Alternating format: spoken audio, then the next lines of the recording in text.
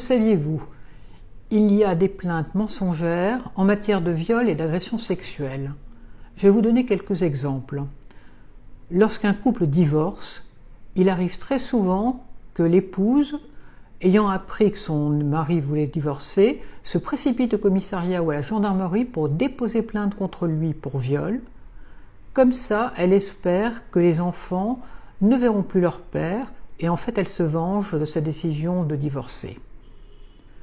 Un autre exemple, un couple a une relation sexuelle consentie. Pour monsieur, c'est juste une relation sexuelle d'un soir, et pour madame, eh bien, c'est peut-être le début d'une grande histoire.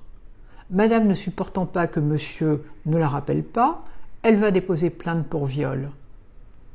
Un autre exemple, une jeune étudiante qui se prostitue et loue ses services comme escorte, dépose plainte contre un de ses clients. Elle explique que le premier rapport sexuel était consenti, mais que le deuxième, il l'a forcé. Le client a été entendu en audition libre, c'est-à-dire qu'il pouvait quitter la police à tout moment. Il y a eu une confrontation et l'affaire a été classée sans suite.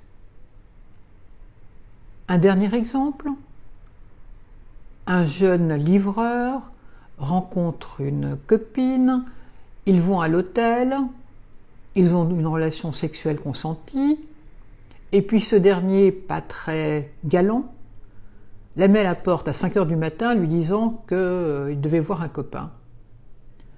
À 8 heures, la jeune fille est au commissariat et dépose plainte. Cela étant, comme le veilleur de nuit de l'hôtel a dit qu'elle était venue et qu'elle avait l'air tout à fait consentante, eh bien il y a eu un classement sans suite. Et il y a encore des tas de possibilités pour des fausses accusations de viol et d'agression sexuelle.